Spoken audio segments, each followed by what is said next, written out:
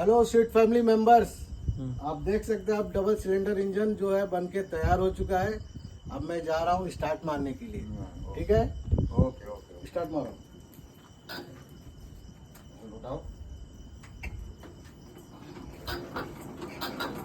मार दो, मार, मार।